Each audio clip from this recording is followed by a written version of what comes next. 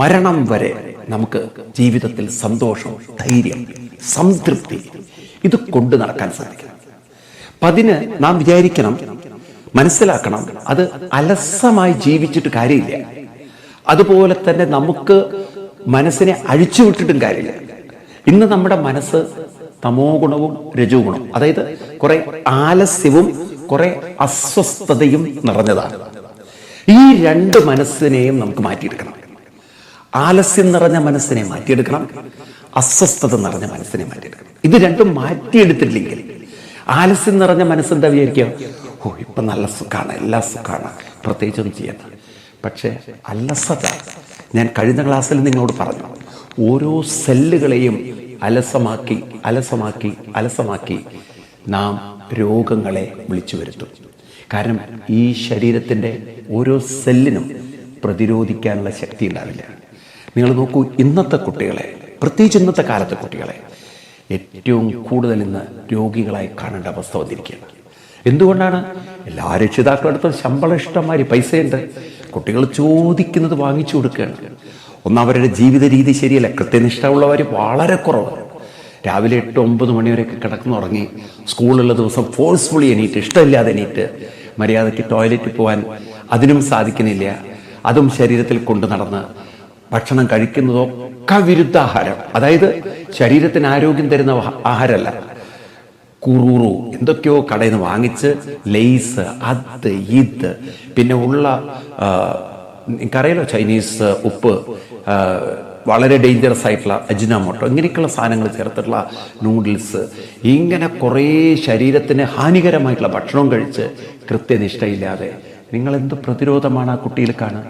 എല്ലാം സൈനസിൻ്റേത്, അതുപോലെ ടോൺസിലിറ്റീസ്, അതുപോലെ കുറച്ചുകൾ കഴിയുമ്പോഴേക്ക് തൈറോയിഡായി, പിന്നെ ശരീരം മുഴുവൻ ഓരോരോ പ്രശ്നങ്ങൾ. നിങ്ങൾ നോക്കുന്നു പീഡിയാട്രിക് ഡോക്ടർമാരുടെ അടുത്തും അതുപോലെ തന്നെ കുട്ടികളുടെ വിഭാഗങ്ങളിലും എന്ത് തിക്കും തിരക്കുമാണ്. അതെ, ശീലങ്ങൾ അച്ഛന്മാർ അങ്ങനെ ഉണ്ടാക്കി, അമ്മമാരുണ്ടാക്കി വെച്ചു. ഇതിൽ നിന്ന് കുട്ടികളെയൊക്കെ രക്ഷിക്കണമെങ്കിൽ നമുക്കൊറ്റ മാർഗ്ഗമുള്ളൂ. മനസ്സിലാക്കണം, തമോ ഗുണം രോഗത്തിൻ്റെയാണ്. എത്രമാത്രം ആലസ്യത്തിൽ സുഖം കാണുന്നുണ്ടോ അത്രമാത്രം ശരീരത്തിൻ്റെ പ്രതിരോധം നഷ്ടപ്പെടും. അപ്പം അതിന് നമ്മൾ കുട്ടികളെ കുട്ടിക്കാലത്ത് തന്നെ ക്ഷേത്രങ്ങളിൽ കൊണ്ടുപോയി, ഞാൻ പറയും പ്രത്യേകിച്ച് പ്രദക്ഷിണം വെക്കാൻ പറ്റുന്ന ക്ഷേത്രങ്ങളിൽ കൊണ്ടുപോയി, ഇപ്പോൾ നല്ല ശുദ്ധമായ ഓക്സിജൻ ശരീരത്തിൽ കയറും. താഴെ കല്ലുകളിൽ ചവിട്ടുമ്പോൾ, ചെരുപ്പിടലിലോ ഉള്ളില് ഈ ചുറ്റു അമ്പലത്തില്, അപ്പം കാല് കല്ലിൽ ചവിട്ടുമ്പോൾ ഓരോ നെർവിലും നമ്മുടെ കാലിൻ്റെ അടിയിൽ തട്ടുന്ന ആ ഒരു പ്രഷർ നമ്മുടെ ഓരോ നെർവിനെയും ആക്ടിവേറ്റ് ചെയ്ത് നമ്മുടെ ബ്രെയിൻ വരെ ബ്ലഡ് സർക്കുലേഷൻ ക്ലിയർ ചെയ്യും. അപ്പം നമ്മുടെ ശരീരത്തിൽ വേണ്ട ശുദ്ധമായ ഓക്സിജനും കൂടി കിട്ടുമ്പോൾ ശരീരത്തിൽ പ്രാണബലവും അതുപോലെ തന്നെ വായുവും ഒക്കെ ശരീരത്തിൽ കൂടുമ്പോൾ ആ ശരീരത്തിന് പ്രതിരോധവും ഊർജവും ഉത്സാഹവും കൂടുതലായിരിക്കും. ഇനി അതുകൊണ്ട് മാത്രം പ്രശ്നം തീരുന്നില്ല. മനസ്സിന്റെ റെസ്റ്റ്ലെസ്നെസ് മാറ്റണമെങ്കിൽ അതിന് നിരന്തരമായ ഓങ്കാരവും അതുപോലെ പ്രാണായാമവും പരിശീലിക്കേണ്ടതുണ്ട്. അപ്പം ഇങ്ങനെ അമ്പലങ്ങളിൽ പ്രദക്ഷിണം വയ്ക്കാൻ, ഇപ്പം അമ്പലമൊന്നും ഇല്ലാത്ത വിദേശ രാജ്യങ്ങളിലൊക്കെ ഉള്ളവരാണെങ്കിൽ, കാരണം ഇത് വിദേശ രാജ്യങ്ങളിലുള്ളവർ കേൾക്കുന്നുണ്ട് പ്രഭാഷണങ്ങളൊക്കെ, അപ്പം അവരായിരിക്കും ഞങ്ങൾക്ക് ഇവിടെ അമ്പലമൊന്നും ഇല്ലല്ലോ. അപ്പം നിങ്ങൾ കുറച്ച് കുട്ടികളെ കൊണ്ട് എക്സസൈസ് ചെയ്യിക്കുക. കുട്ടികളുടെ കൂടെ രാവിലെ കുറച്ച് ജോഗിങ് ചെയ്തിട്ടും അതുപോലെ അവരുടെ കൂടെ യോഗ പരിശീലിച്ചും ഒരു 21 പ്രാവശ്യം സൂര്യ നമസ്കാരം അങ്ങനെ ചെയ്യിച്ചിട്ടും, എന്നാൽ പ്രാണായാമവും പ്രണവും, അതായത് ഓങ്കാരവും, അത് കൃത്യമായിട്ട് പരിശീലിപ്പിക്കുക. അങ്ങനെ നമ്മളും പരിശീലിച്ച് കുട്ടികളെ കൊണ്ട് പരിശീലിപ്പിക്കുമ്പോൾ അവരിൽ നിന്നും തമോ ഗുണം ക്രമേണ മാറും.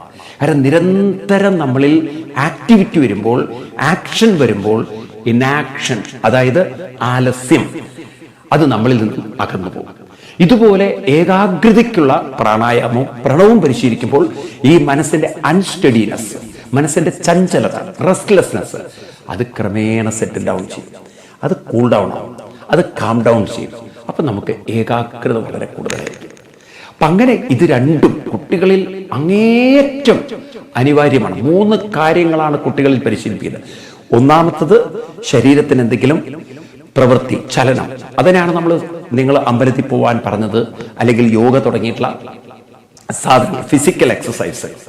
രണ്ടാമത്തത് പ്രാണായാമം, മൂന്നാമത് പ്രണവം. ഇതൊക്കെ നമ്മൾ കുട്ടികളിൽ പരിശീലിപ്പിച്ച് മുതിർന്നവരും പരിശീലിക്കുമ്പോൾ ആ മനസ്സിൽ ക്രമേണ മാറ്റങ്ങൾ ഉണ്ടാകും. സാത്വിക ഗുണങ്ങൾ അതിൽ കയറി വരാൻ തുടങ്ങും. അപ്പൊ അങ്ങനെ സാത്വിക ഗുണങ്ങൾ കയറി വന്ന മനസ്സ് അതിന് മറ്റുള്ള മനസ്സിനേക്കാൾ ശക്തിയും കരുത്തും ധൈര്യവും ഉണ്ടാവും. അപ്പൊ അത് എന്തൊക്കെയാണ് എന്നത് നമുക്ക് ഗീതയിലൂടെ തന്നെ നോക്കാം. കഴിഞ്ഞ ക്ലാസ്സിൽ നമ്മൾ കണ്ടു, നമുക്ക് ഈ അർജുനന്റെ കൂടെ തന്നെ യാത്ര ചെയ്യുമ്പോൾ ഒന്നുകൂടി വ്യക്തത വരും. അതുകൊണ്ടാണ് ഗീത പഠിച്ചുകൊണ്ട് ഇത്തരത്തിലുള്ള കാര്യങ്ങൾ നമ്മൾ മനസ്സിലാക്കേണ്ടത്. ഗീതയിലൂടെയാണ് കൃഷ്ണൻ ഇത്തരം കാര്യങ്ങൾ നമുക്ക് പറഞ്ഞു തരുന്നത്. അപ്പൊ ഇവിടെ 5-ാം അധ്യായം 2-ാം ശ്ലോകം, നമ്മൾ 3-ാമത്തെ ശ്ലോകത്തിലേക്കാണ് എത്തിയിരിക്കുന്നത്. എങ്കിലും ആ 2-ാം ശ്ലോകം ഒന്നുകൂടി കണ്ടുകൊണ്ട് നമുക്ക് 3-ാം ശ്ലോകത്തിലേക്ക് കടക്കാം. ശ്രീ ഭഗവാനുവാച സന്യാസ കർമ്മയോഗശ്ച നിശ്രേയസകരാവുഭോ തയോസ്തു കർമ്മ സന്യാസാത് കർമ്മയോഗോ വിശിഷ്യതേ. ഇവിടെ അർജുനൻ ഘോരമായ യുദ്ധക്കളത്തിൽ നിന്ന് പിതാമഹനെയും ഗുരുവിനെയും വധിക്കുന്ന ആ ദുഷ്ടചിന്തകളിൽ നിന്നും തന്നെ രക്ഷിക്കാൻ കൃഷ്ണനോട് പറയായിരുന്നു. ആദ്യം കൃഷ്ണ, ഈ യുദ്ധം ചെയ്യുന്നത് ശരിയല്ല, കാരണം മഹാപാപാണ്, ഗുരുവിനെയും പിതാമഹനെയും വധിക്കുന്നത് ശരിയല്ല. എന്നാൽ കൃഷ്ണൻ പറഞ്ഞു, അർജുന, നീ അങ്ങനെ ഇവിടെ നിന്ന് മാറി നിന്നാലും നിന്റെ മനസ്സ് നിന്നെ വെറുതെ ഇരിക്കാൻ സമ്മതിക്കില്ല. ഈ കമ്പാഷനും ഈ എമ്പതിയും ഒക്കെ നിനക്കുണ്ടെങ്കിലും നീ എവിടെയെങ്കിലും മാറി നിന്നു കഴിഞ്ഞാൽ 3 കാര്യങ്ങൾ നിന്നെ വേട്ടയാണ്. 3 കാര്യങ്ങൾ കഴിഞ്ഞ ക്ലാസ്സിൽ നമ്മൾ കണ്ടു, അത് ഒന്നുകൂടി ആവർത്തിക്കുന്നത് മാത്രം. അതിൽ 1-ാമത്തെ കാര്യം നിന്റെ മനസ്സ് നിന്നോട് പറയും, നോക്കൂ, നീ നിന്നിൽ ഏൽപ്പിക്കപ്പെട്ട, സമൂഹം നിന്നിൽ അർപ്പിക്കപ്പെട്ട, സമൂഹം നിന്നിൽ അർപ്പിച്ച ഒരു വിശ്വാസത്തെ നീ ഇല്ലാതാക്കി. എന്താണെന്ന് വെച്ചാല് സമൂഹം അർജുനിൽ നിന്നും പ്രതീക്ഷിക്കുന്നത് അർജുനനെ പോലുള്ള യോദ്ധാക്കൾ വേണം ഈ സമൂഹത്തിൽ ധാർമ്മികത നിലനിർത്താൻ. അപ്പൊ തന്റെ ഒരു കർത്തവ്യം താൻ ചെയ്യാതെ അതിനെ അവഗണിച്ചുകൊണ്ട് ഇവിടുന്ന് സ്ഥലം വിട്ടു എന്ന കുറ്റബോധം എന്നും അർജുനന് വേട്ടയാണ്. 2-ാമത്തത് കൗരവാദികൾ നടത്തുന്ന സ്വാർത്ഥ ഭരണത്തെ, താലിബാൻ ടൈപ്പ് ഭരണത്തെ അർജുനൻ അതിനെതിരായിട്ടൊന്നും ചെയ്യാൻ പറ്റാത്തവനായി മാറുമ്പോൾ അതിനെ അംഗീകരിച്ച് കൊടുക്കുന്ന ഒരാളായി അർജുനൻ ചിത്രീകരിക്കപ്പെടും. അതായത് കൗരവാദികൾ ചെയ്യുന്നൊക്കെ ശരിയാണ് എന്ന് അംഗീകരിച്ചു കൊടുക്കുന്നതിന് തുല്യമായിരിക്കും അർജുനൻ ഇവിടെ നിന്നും പോകുന്നത്. അതിനർത്ഥം വലിയ ധർമ്മത്തിന്, വലിയ ക്രമത്തിന്, വലിയ സ്വാർത്ഥതയ്ക്ക് കൂട്ടുനിന്നു എന്ന ഒരു വലിയ കുറ്റബോധം അർജുനനെ വേട്ടയാണ്. ഇനി 3-ാമത്തതാണെങ്കിലോ, അർജുനന്റെ ഉള്ളിൽ നിന്ന് അർജുനന് തന്നെ മനസ്സിലാവും, അതായത് താൻ എന്തിനാണ് ഇത്രയും കാലം ആയുധകലയൊക്കെ അഭ്യസിച്ചത്? തനിക്ക് വേണ്ടി മാത്രമാണ്, തന്റെ സമൂഹത്തിനും കൂടി വേണ്ടിയിട്ടല്ലേ? സമൂഹം തന്നിൽ അർപ്പിച്ചിരിക്കുന്ന ഒരു വലിയ കർത്തവ്യമായിരുന്നില്ല അത്. അപ്പോ താൻ ഈ പിതാമഹനെയും ഗുരുവിനെയും പേടിച്ചുകൊണ്ട്, അല്ലെങ്കിൽ അവരെ വധിച്ചു കഴിഞ്ഞാൽ ഉണ്ടാകുന്ന ഒരു വലിയ ഒരു അർജുനനുണ്ടാകുന്ന ഒരു കുറ്റബോധവും, അല്ലെങ്കിൽ അർജുനനെ നേരിടുന്ന എല്ലാവരും കുറ്റപ്പെടുത്തുമ്പോൾ ഉണ്ടാകുന്ന വിഷമവും, ഇതൊക്കെ ഓർത്തുകൊണ്ട് അർജുനൻ അതിൽ നിന്ന് മാറി നിന്നാൽ, ഗുരുവിനെയും പിതാമഹനെയൊക്കെ വധിക്കുന്നതിന് മാറി നിന്ന് കഴിഞ്ഞാൽ, നാളെ അർജുനന്റെ മനസ്സ് പറയും, ഇവരൊക്കെ വധിക്കാഞ്ഞ് നന്നായി എന്നൊക്കെ പറയും ഒരു ഭാഗത്ത്. പക്ഷെ വേറൊരു ഭാഗത്ത് അർജുനന്റെ മനസ്സ് അർജുനനോട് പറയും, നിനക്ക് ഏതായിരുന്നു വലുത്? ബന്ധമായിരുന്നു, നിന്നിൽ അർപ്പിക്കപ്പെട്ട കർത്തവ്യമായിരുന്നു, കടമയായിരുന്നു. അപ്പൊ ആ ഒരു തരത്തിൽ അർജുനന്റെ മനസ്സ് വലിയൊരു കുറ്റബോധത്തിലേക്ക് തള്ളിവിടും എന്ന കാര്യത്തിൽ സംശയമില്ല. അപ്പൊ അതുകൊണ്ട് അർജുനൻ കൺഫ്യൂഷനായി. അർജുനൻ കൃഷ്ണനോട് ചോദിക്കുകയാണ്, കൃഷ്ണ, എൻ്റെ മനസ്സിന് ഒരു സമചിത്തത, സമാധാനം എനിക്ക് വേണം. അങ്ങ് പറഞ്ഞത് ജ്ഞാനത്തിലൂടെ കിട്ടും, ജ്ഞാനികൾക്ക് കൈവരിക്കാൻ പറ്റും, സന്യാസികൾക്ക്. എന്നാൽ അങ്ങ് എൻ്റെ കാര്യത്തിൽ കർമ്മം ചെയ്യൂ എന്ന് 3-ാം അധ്യായത്തിൽ പറഞ്ഞു. അപ്പൊ ഇവിടെയും അങ്ങ് എന്നോട് അത് തന്നെ പറയുമോ? ഞാൻ കർമ്മത്തെ സന്യസിക്കുന്നതാണോ കൃഷ്ണ ശരി, അതോ ഞാൻ എൻ്റെ കടമ ചെയ്യുന്നതാണോ ശരി? അപ്പൊ മനസ്സിന്റെ സുസ്ഥിരയ്ക്ക് വേണ്ടിയിട്ട്, അല്ലെങ്കിൽ മനസ്സിന്റെ സമചിത്തതയ്ക്ക് വേണ്ടിയിട്ട് ഇതെല്ലാം വിട്ടിട്ട് സ്വസ്ഥമായിട്ടൊരു ഭാഗത്ത് ഇരിക്കുന്നതാണോ ശരി, അതോ ഈ ഘോരമായ കർത്തവ്യത്തിന്റെ പേരിൽ ഈ യുദ്ധം ഞാൻ ചെയ്യുന്നതാണോ ശരി? അപ്പൊ കൃഷ്ണൻ പറഞ്ഞു, അർജുന, ഇത് രണ്ടും, അതായത് മനസ്സിന്റെ സ്വസ്ഥത, മനസ്സിന്റെ ആ ഒരു നിരപേക്ഷത, അല്ലെങ്കിൽ മനസ്സിന്റെ ഒരു സമചിത്തത, ഇത് കൈവരിക്കാൻ 2 മാർഗത്തിലൂടെയും പറ്റും. ഒന്ന് സന്യാസത്തിന്റെ മാർഗത്തിലൂടെ പറ്റും, 2 കർമ്മയോഗത്തിന്റെ മാർഗത്തിലൂടെ പറ്റും. എന്നാൽ നിനക്ക് ഏറ്റവും യോജിച്ചത് തയോസ്തു കർമ്മസന്യാസാൽ, കർമ്മസന്യാസത്തേക്കാൾ, അതായത് ഈ സമചിത്തത കൈവരിക്കാൻ എവിടെയെങ്കിലും പോയി എല്ലാ ഉത്തരവാദിത്വം നിന്നും വിട്ട് ഒന്നും ചെയ്യാതെ ഒരു ഭാഗത്തിരുന്ന് ധ്യാനനിരതനായിട്ട് ഇത് കൈവരിക്കുന്നതിനേക്കാൾ ശ്രേഷ്ഠമാണ് തയോസ്തു കർമ്മസന്യാസ കർമ്മയോഗോ വിശിഷ്യത്തെ, നീ നിന്റെ കർത്തവ്യം ചെയ്തുകൊണ്ടത് കൈവരിക്കും. അപ്പൊ അർജുനന് വളരെ വ്യക്തമായി കൃഷ്ണൻ സന്ദേശം കൊടുത്തു. അർജുന, ഇവിടെ നിന്ന് രക്ഷപ്പെട്ടിട്ട് നീ സമചിത്തത കൈവരിക്കും എന്ന് വിചാരിക്കരുത്. അതിനേക്കാൾ എളുപ്പത്തിൽ നിനക്ക് നിന്റെ കർത്തവ്യത്തിൽ ഇരുന്നു കൊണ്ട്, കടമ ചെയ്തുകൊണ്ട് നിനക്ക് സമചിത്തത കൈവരിക്കാൻ പറ്റും. അപ്പൊ ആ കാര്യം ഒന്നുകൂടി കൃഷ്ണൻ വ്യക്തമാക്കുകയാണ്. നമുക്കിനി അടുത്ത ശ്ലോകത്തിലേക്ക് കടക്കാം. അവിടെ കൃഷ്ണൻ സന്യാസത്തെ ഡിഫൈൻ ചെയ്യാണ്. അപ്പൊ നമുക്ക് പലർക്കും ഈ സന്യാസം എന്താണ് എന്ന കാര്യത്തിൽ ഏറെ സംശയമാണ്.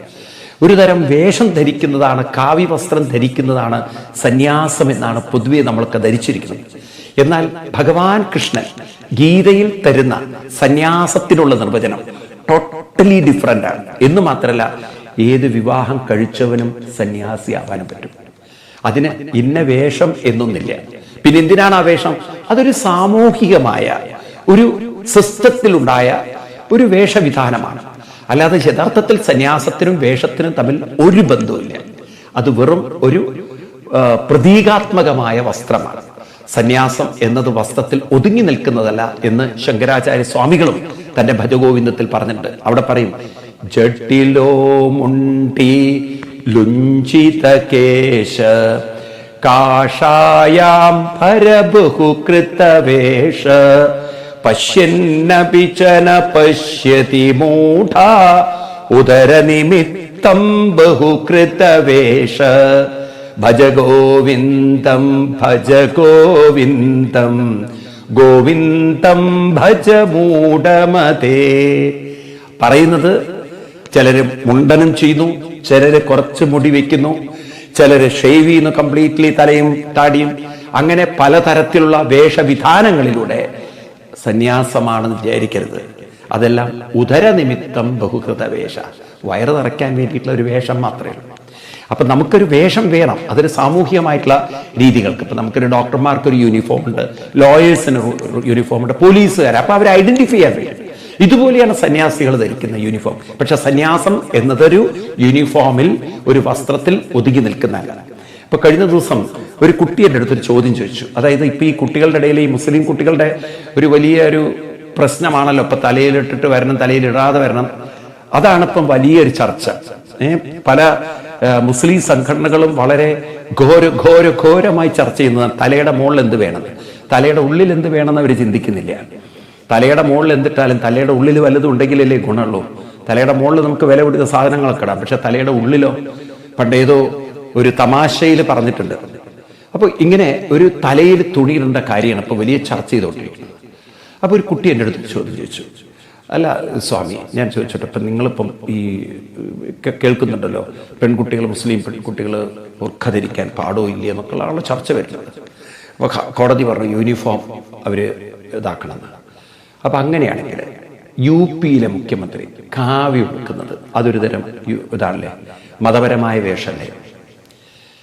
അപ്പം ഞാനും ആദ്യം ഇരുന്നു പോയി. കാരണം മതപരമായ ഒരു വേഷമല്ലേ എന്ന് ചോദിച്ചാൽ മതപരമായ വേഷമാണല്ലോ. അപ്പം അത് ശരിയാണോ തെറ്റാണോ? പക്ഷെ എനിക്ക് പെട്ടെന്ന് ഓടി. അതാണ് ഈശ്വരാനുഗ്രഹം എന്ന് പറയുന്നത്. ചില സമയത്ത് ഉത്തരം നമുക്ക് പെട്ടെന്ന് ഓടണം തലയിൽ. ഞാൻ പറഞ്ഞു, യോഗി ആദിത്യനാഥ് അദ്ദേഹം കാവ്യ ഉടുക്കുന്നുണ്ടെങ്കിൽ അതൊരു യൂണിഫോം, അങ്ങനെ ഒരു സംഗതി അവിടെ നിയമസഭയിൽ പ്രിസ്ക്രൈബ് ചെയ്തിട്ടില്ല. നിയമസഭയ്ക്കകത്ത് ഇന്നതാണ് യൂണിഫോം ധരിക്കാൻ പാടുള്ളൂ എന്നുള്ളൊരു വ്യവസ്ഥ ഉണ്ടെങ്കിൽ അദ്ദേഹം അത് ധരിച്ചിട്ട് വരും. അങ്ങനെ യൂണിഫോം ഇല്ല. നേരെ മറിച്ച് ഇവിടെ അതല്ല, സ്കൂളിൽ യൂണിഫോം വേണം എന്ന് സ്കൂൾ അധികൃതർ നിർബന്ധം പിടിപ്പിക്കുന്നുണ്ട്. അപ്പൊ പിന്നെ അത് അനുസരിക്കല്ലേ നല്ലത്. അങ്ങനെ ഞാൻ അതിൽ നിന്ന് രക്ഷപ്പെട്ടു. അപ്പൊ ഇവിടെ യോഗി ആദിത്യനാഥിക്ക് യൂണിഫോം ഉണ്ടായിരുന്നെങ്കിൽ ഒരുപക്ഷെ അദ്ദേഹം ഉടുക്കുന്നുള്ള ഒരു ധാരണയിലാണ് ഞാനത് അടിച്ചു വിട്ടത്. അപ്പൊ ഞാൻ പറഞ്ഞു വരുന്നത് വെച്ചാല്, ഇവിടെ തലയ്ക്ക് മുകളിലിടുന്ന കാര്യത്തെക്കുറിച്ച് സംസാരിക്കുന്നതിനേക്കാൾ നല്ലത് തലയ്ക്ക് ഉള്ളിൽ വല്ലതും വേണമെന്ന് ചിന്തിക്കല്ലേ നല്ലത്. അപ്പൊ തലയുടെ ഉള്ളിൽ വല്ലതും ഉണ്ടെങ്കിലല്ലേ പഠിക്കാനും മനസ്സിലാക്കാനും പറ്റുള്ളൂ. അപ്പൊ അതുകൊണ്ട് ഇവിടെ കൃഷ്ണൻ പറയാണ്, അർജുന, എന്താണ് സന്യാസം? ഇത് നമ്മളൊക്കെ മനസ്സിലാക്കി വെക്കണം. എന്താണ് യഥാർത്ഥ സന്യാസം? നമുക്ക് ഭഗവാൻ കൃഷ്ണൻ പറയുന്നതിനെ ഉൾക്കൊള്ളാൻ പറ്റിയാൽ നിങ്ങൾക്കൊക്കെ സന്യാസത്തെക്കുറിച്ചുള്ള തെറ്റായ ധാരണകൾ എടുത്തു മാറ്റാൻ പറ്റും. അതാണ് മൂന്നാമത്തെ ശ്ലോകം. ആ ശ്ലോകം നമുക്ക് നോക്കാം. ജ്ഞേയസ്സ നിത്യസന്യാസീ യോ നദ്വേഷ്ടി ന കാംക്ഷതി നിർദ്ദന്തോ ഹി മഹാബാഹോ സുഖം ബന്ധാൽ പ്രമുച്യതേ. ജ്ഞേയ സ നിത്യസന്യാസി. നിത്യസന്യാസി ആരാണ്? നിത്യസന്യാസി. അവരാണ് നിത്യം, എപ്പോഴും നിലനിൽക്കുന്ന, അല്ലെങ്കിൽ എപ്പോഴും സന്യാസത്തിൽ ജീവിക്കുന്നവർ. നിത്യം സന്യാസത്തിൽ ജീവിക്കുന്നവരാണ് അവര്. ആരാണത്? ജ്ഞേയ. ജ്ഞേയം, ജ്ഞാനം, അറിവ്. ജ്ഞേയം എന്ന് പറഞ്ഞാൽ അറിവിനെ അനുഭവമാക്കുന്നവർ, അറിവിനെ അനുഭൂതിയാക്കുന്നവർ, അറിവിനെ പരിശീലിച്ച് സ്വന്തം ജീവിതത്തിൽ ഒരു പ്രാക്ടിക്കൽ നോളജിൽ ജീവിക്കുന്നവർ.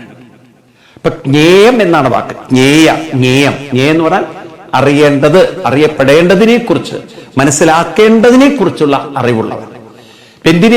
എന്താണ് ഇവിടെ മനസ്സിലാക്കേണ്ടതുള്ളത്? ന ദ്വേഷ്ടി ന കാംക്ഷതി.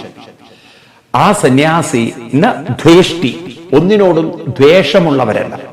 ന കാംക്ഷതി, ഒന്നും ആഗ്രഹിക്കുന്നവരല്ല. ഈ വാക്ക് വളരെയധികം തെറ്റിദ്ധരിക്കപ്പെടുന്ന വാക്കുകളാണ്. സന്യാസി ഒന്നും കാംക്ഷതി എന്ന് പറയുമ്പോൾ ഒന്നും ആഗ്രഹിക്കാത്തവനാണെന്ന് പറയുമ്പോൾ പാപം അങ്ങനെ വായിൽ നോക്കിയിരിക്കുന്ന ഒരാളാന്ന് വിചാരിക്കും. ഒന്നും ആഗ്രഹിക്കാത്ത ഒരാളൊരു അവസ്ഥ ആലോചിച്ച് നോക്കൂ. വെള്ളം കുടിക്കണം എന്നൊരാഗ്രഹം വേണ്ടേ? ബാത്റൂമിൽ പോകണം എന്നൊരാഗ്രഹം വേണ്ടേ? കുളിക്കണം എന്നൊരാഗ്രഹം. ഒന്നും ആഗ്രഹിക്കുന്നില്ലേ? കുളിക്കണില്ല, വെള്ളം കുടിക്കണില്ല. ആഗ്രഹിക്കരുതെന്നാണ് കൃഷ്ണൻ പറഞ്ഞത്. അങ്ങനെ അർത്ഥെടുത്താണ്ടല്ലോ ആകബദ്ധായിരിക്കും. അപ്പൊ അതുകൊണ്ട് ന കാംക്ഷതി ന ദ്വേഷ്ടി എന്ന് പറഞ്ഞാൽ നമ്മൾ നേരത്തെ പറഞ്ഞത് കൂട്ടിച്ചേർത്ത് വായിക്കണം. ന കാംക്ഷതി എന്ന് പറഞ്ഞാൽ അർത്ഥം അലസമായിരുന്നൊന്നും സുഖം കണ്ടെത്താൻ ആഗ്രഹിക്കുന്നു. അതായത് ഒരു സന്യാസി എപ്പോഴും പ്രയത്നിച്ചുകൊണ്ടേയിരിക്കുന്നവരാണ്, നിരന്തര പ്രയത്നം ചെയ്യുന്നവരാണ് സന്യാസി. അല്ലാതെ അലസമായിട്ട് ഒരു ഭാഗത്തിരുന്ന് സുഖം കണ്ടെത്തുന്ന, എല്ലാവിധ സൗഭാഗ്യങ്ങളും അനുഭവിച്ച് ജീവിക്കുന്നവരല്ല. പ്രയത്നിച്ച്, സ്വന്തം പ്രയത്നത്താൽ, നിരന്തരമായ പ്രയത്നത്താൽ, നിരന്തരമായ പരിശീലനത്താൽ അവനവന്റെ പ്രയത്നത്തിൽ സുഖം കണ്ടെത്തുന്നവർ, സാധനയിൽ സുഖം കണ്ടെത്തുന്നവർ. അപ്പൊ അങ്ങനെ ഒരു പരമസുഖത്തിൽ ജീവിക്കുക. അപ്പൊ അതിന് അവര് നിരന്തരമായ നിത്യാഭ്യാസിയാണ്, അവര് നിരന്തരമായ സാധകനാണ്. അതുകൊണ്ട് അവര് ഒരു ആലസ്യ സുഖത്തെ, അവശ്യ സുഖത്തെ, ഒരു മടി പിടിച്ച സുഖത്തെ, ഒന്നും ചെയ്യാതിരിക്കുന്ന കിട്ടുന്നുള്ള സുഖത്തെ, എല്ലാം അനുഭവിക്കാൻ സൗഭാഗ്യം ഒരു ഭാഗത്ത് കിട്ടിയിട്ട് അതെല്ലാം അനുഭവിച്ചൊന്നും ചെയ്യാതിരിക്കുന്ന ഒരു സുഖത്തെ അനുഭവിക്കുന്നവരല്ല. അങ്ങനെയുള്ളവരല്ല സന്യാസി. ന കാംക്ഷതി. അപ്പൊ ന കാംക്ഷതി എന്ന് പറഞ്ഞു കഴിഞ്ഞാൽ അർത്ഥം ഒന്നും ആഗ്രഹിക്കാത്തവരെന്ന അർത്ഥത്തിലല്ല, ഒരു ആലസ്യ സുഖത്തിൽ ജീവിക്കാൻ ആഗ്രഹിക്കാത്തവർ, അതിനടിമപ്പെടാത്തവർ.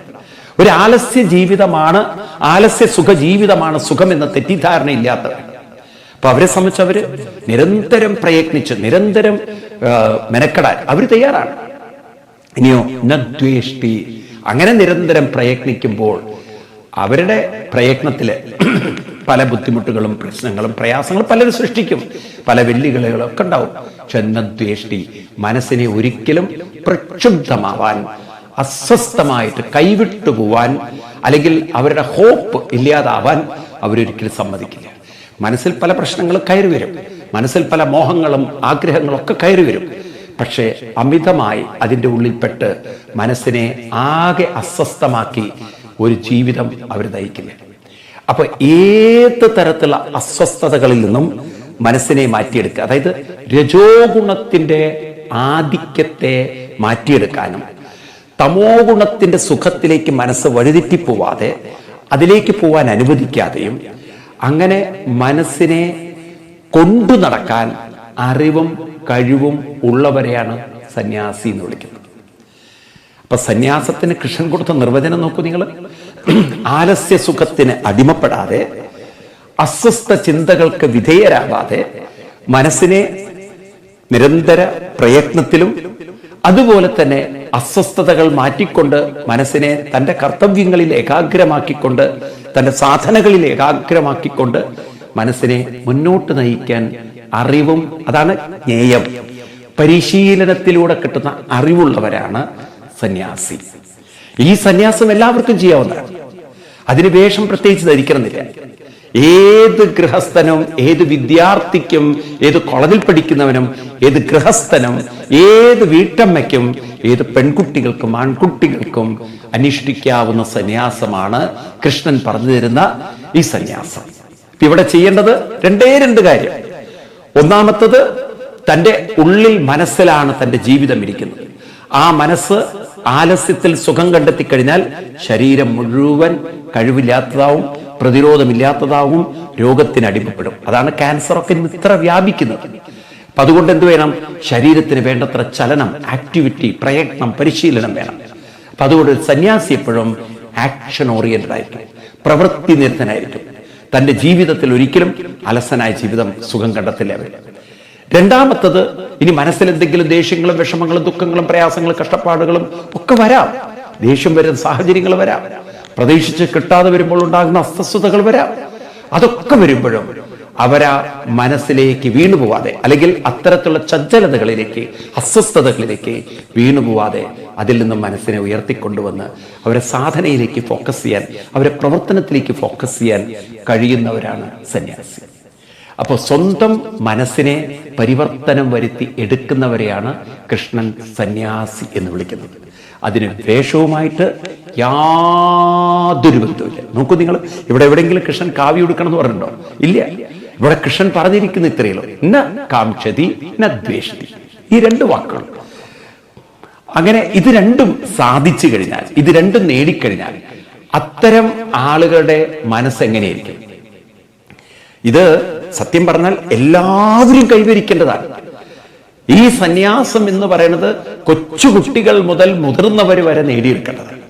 അതായത് ശരീരത്തിനെ വളരെ ആക്റ്റീവാക്കണം, ഒരു തരത്തിലും മനസ്സിന് ഒരു ആലസ്യം കണ്ടെത്തി അതിൽ സുഖമായിട്ട് ജീവിക്കാൻ അനുവദിക്കരുത്.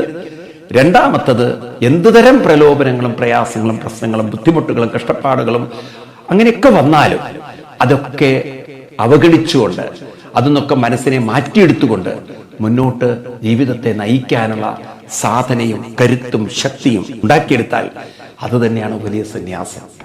അപ്പൊ അവര് സമ്യക് സ്ഥാപനം ചെയ്യാൻ, തന്നെ സമ്യക്കായ വിധത്തിൽ, വേണ്ട വിധത്തിൽ അവര് നിസിക്കുക, വേണ്ടാത്ത ത്യജിച്ചുകൊണ്ടും വേണ്ടതിൽ മനസ്സിനെ ഉറപ്പിച്ചുകൊണ്ടും അവര് ജീവിതത്തെ മുന്നോട്ട് നയിക്കുക.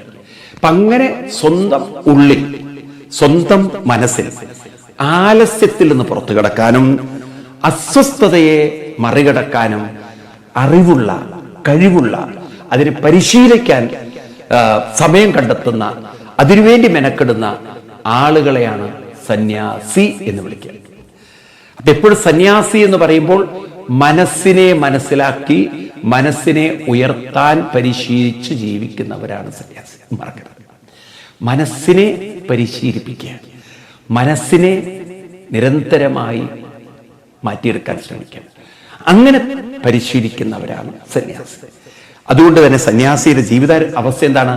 നിർദ്വന്ദ്വോ ഹി മഹാബാഹോ സുഖം ബന്ധാൻ പ്രമുച്യതേ. നിർദ്വന്ദ്വ, അവര് നിർദ്വന്ദ്വന്മാരായി. നിർദ്വന്ദ്വന്മാർ, ദ്വന്ദ്വം. ദ്വന്ദ്വം എന്ന് പറയുന്നത് രണ്ട് എക്സ്ട്രീം അനുഭവങ്ങളാണ്. നമ്മുടെ മനസ്സിന് ഈ രണ്ട് എക്സ്ട്രീമേ അറിയാം. ആഗ്രഹിച്ചത് കിട്ടുമ്പോൾ അമിത സന്തോഷം, ആഗ്രഹിച്ചത് കിട്ടിയില്ല എന്ന് മാത്രമല്ല കയ്യിലുള്ളതും കൂടി പോയി, അപ്പോ ദുഃഖം. നോക്കൂ നിങ്ങൾ, പണ്ട് ഒരാള് കാട്ടിൽ ഇങ്ങനെ മരം മുറിക്കാൻ പോവുകയാണ്. കാട്ടിൽ മരം മുറിക്കുന്ന സമയത്ത് ഇദ്ദേഹത്തിന്റെ കയ്യിൽ നിന്ന് മഴു വെള്ളത്തിലേക്ക് വീണു. അപ്പൊ മഴു വീണ സമയത്ത് ഇയാള് മഴുവൊക്കെ തപ്പിയെടുക്കാൻ നോക്കുന്ന സമയത്ത് ഇദ്ദേഹത്തിന് ഒരു നല്ല ഒരു രത്നക്കല്ല് അതിൽ കാണാൻ സാധിച്ചു. ഈ രത്നക്കല്ല് കണ്ട് ഇദ്ദേഹം വീട്ടിലേക്ക് അത് കൊണ്ടുപോയി. ഭാര്യ നോക്കുമ്പം ഇത്ര സുന്ദരമായൊരു രത്നക്കല്ല്. ഭാര്യ അത് മൂക്കിൽ വെച്ച് നോക്കി. അന്ന് മൂക്കുത്തി വെക്കുന്ന കാലല്ല, കാതിൽ വെച്ച് നോക്കി. ഹോ, എന്തൊരു ഭംഗി! അപ്പ തുടങ്ങി വഴക്ക് ഭർത്താവിനോട്. നിങ്ങൾ മറ്റത് വേറെ ആർക്കോ കൊണ്ടു കൊടുത്തൂലേ? അപ്പൊ ഇദ്ദേഹം പറഞ്ഞു, നിനക്കല്ലാതെ ഞാൻ വേറെ ആർക്കാ തരിക? പറഞ്ഞു, അല്ലല്ല, ഇതിന്റെ പേര് എടുത്തു, ഇത് നിങ്ങൾ മറ്റേവൾക്ക് കൊടുത്തു, എനിക്ക് ഉറപ്പാണ്. ഇദ്ദേഹം പറഞ്ഞു, എനിക്ക് വേറൊരു ബന്ധമില്ല. ഇല്ലില്ല, നിങ്ങൾക്ക് വേറെ എന്തോ ഒരു ബന്ധമുണ്ട്, നിങ്ങൾ എന്റെ ജീവിതം തകർത്തു, കൊണ്ടു കൊടുക്കും മനുഷ്യ, അതൊന്നും പറഞ്ഞിട്ട് ഒറ്റ ഏറാൻ വെച്ചു കൊടുത്തു. നോക്കൂ, ഇല്ലാത്തൊരു ബന്ധം ആരോപിച്ച് ഈ മനുഷ്യന്റെ സമാധാനം കളഞ്ഞ് ഈ മനുഷ്യൻ ചെയ്ത ഒരൊറ്റ അബദ്ധം എന്താണ്? ആ കിട്ടിയ കല്ല് ഭാര്യയ്ക്ക് കൊണ്ട് കൊടുത്തു എന്നുള്ളതാണ്. ഭാര്യയ്ക്ക് അപ്പം സംശയം വന്നു, ഉള്ള കല്ലെടുത്ത് ഒരൊറ്റയേറി. അപ്പോൾ ഇതുപോലെ മനുഷ്യൻ ഉള്ളതുപോലും നഷ്ടപ്പെടുത്തുന്ന ഒരു അവസ്ഥയിലേക്ക് മനുഷ്യൻ എത്തുമ്പോൾ രണ്ട് എക്സ്ട്രീം. ആദ്യം ആഗ്രഹിക്കുക, അത് കിട്ടിയാൽ അങ്ങോട്ട് ആഘോഷിക്കുക. കണ്ടില്ലേ ഇന്നത്തെ കുട്ടികളൊക്കെ പാസ്സായി കഴിഞ്ഞാൽ കള്ളൊക്കെ വാങ്ങിച്ച് അങ്ങോട്ട് ആഘോഷിക്കുകയാണ്, തലമറന്ന് എണ്ണ തയ്ക്കുക. അല്ലെങ്കിലോ എവിടെയെങ്കിലും ഒരു പരാജയം പറ്റിയാൽ, എവിടെയെങ്കിലും ഒരു ചതിയിൽ വീണാൽ, എവിടെയെങ്കിലും ഒരു ആരെങ്കിലുടെയും പറ്റിക്കലിൽ വീണു പോയാൽ എല്ലാ ഊർജവും നഷ്ടപ്പെട്ട് എല്ലാ വേദനയും മനസ്സിലൊതുക്കി അങ്ങനെ കരഞ്ഞ് വിഷഞ്ഞ് തീർക്കുക. ഒന്നുകിൽ അമിതമായി ആഘോഷിക്കുക, അല്ലെങ്കിൽ അത്യന്തം ദുഃഖത്തിലേക്ക്, ഡിപ്രഷനിലേക്ക് പോകുക. ഇന്ന് നമുക്ക് സമൂഹത്തിൽ കാണാൻ പറ്റുന്ന രണ്ട് കൂട്ടരുവരാണ്. ഒരു കുട്ടി കോളേജ് വരെ പഠിക്കുന്ന, ആ കോളേജ് പഠനം അങ്ങോട്ട് കഴിയുന്നത് വരെ അടിപൊളി ഡാൻസും കുത്തുമൊക്കെയാണ്. അത് കഴിഞ്ഞ് കല്യാണമൊക്കെ ആയി കഴിഞ്ഞു എന്നും കുടുംബ പ്രാരബ്ധം, പഴിചാരലുകൾ, പഴയ പ്രേമത്തിൻ്റെ പേരിൽ കുറ്റപ്പെടുത്തലുകൾ, അങ്ങോട്ട് ജീവിതം മുഴുവൻ എന്നും വഴക്കും ഇടിയും കുത്തും ബഹളവുമായിട്ട് എരിഞ്ഞെരിഞ്ഞെരിഞ്ഞ് തീരും. കോളേജിൽ പഠിക്കുന്നവരെ അടിച്ചു പൊളിച്ച് ജീവിക്കുക. കല്യാണം കഴിഞ്ഞ് കഴിഞ്ഞാൽ ഒക്കെ വിഷമവും വിഷാദത്തിലും ജീവിക്കുക. ഭൂരിപക്ഷം ഇന്ന് അങ്ങനെയാണ്. കേരളത്തിൽ നല്ലൊരു ശതമാനം കുട്ടികളുടെ അവസ്ഥകളാണ്. ആ കളിയും ചിരിയൊക്കെ പോയി വളരെ ഗൗരവത്തിലായി. പിന്നെ കോളേജിൽ പഠിക്കുന്ന പ്രേമത്തിൻ്റെ ഒക്കെ കണക്കുകൂട്ടലൊക്കെ അങ്ങോട്ടും ഇങ്ങോട്ടും പറഞ്ഞ് തമ്മിൽ തെറ്റി, അതിൻ്റെ ഇടയിൽ കുട്ടികളുണ്ടായി. ആ കുട്ടികളുടെ പ്രാരബ്ധവും വലിച്ച് അതിൻ്റെ ഇടയിൽ ജോലിയും ചെയ്ത് തീർക്കാൻ, അതിൻ്റെ ഇടയ്ക്ക് അച്ഛനമ്മമാരോട് വഴക്കിട്ട്, കാരണം അവർക്കും കുട്ടിയെ നോക്കാൻ. കാരണം കുട്ടികളും ഇത്തരത്തിലുള്ള റെസ്റ്റ്ലെസ്നെസ്, ഹൈപ്പറായിട്ടാണ്, അടങ്ങിയിരിക്കുന്ന കുട്ടിയല്ല. അപ്പോൾ പിന്നെ പാരൻസിനും മടുക്കും, കാരണം അവർക്കും വയ്യാതെയിട്ടുണ്ട്. അങ്ങനെ ജീവിതം ഒരു നിത്യ നരകം ദുരിതമാക്കി അങ്ങനെ മാറ്റുന്ന എത്ര പേരുണ്ട്. എന്നാൽ ഈ ഒരു അറിവ് നമ്മുടെ കയ്യിലുണ്ടെങ്കിൽ നമുക്ക് മനസ്സിലാവും ഇവിടെ സുഖം എന്നതിൻ്റെ ഒരു നിർവചനം. സുഖം എന്നത് വാസ്തവത്തിൽ നമുക്ക് കിട്ടുന്ന ഏതോ ഒന്നിൽ നിന്നല്ല, അത് മനസ്സിൻ്റെ അവസ്ഥയാണ്. സമചിത്തമായ ഒരു മനസ്സാണ് സുഖത്തിന് കാരണം. ഇപ്പൊ മനസ്സിനെ സമചിത്തമാക്കിയെടുക്കാൻ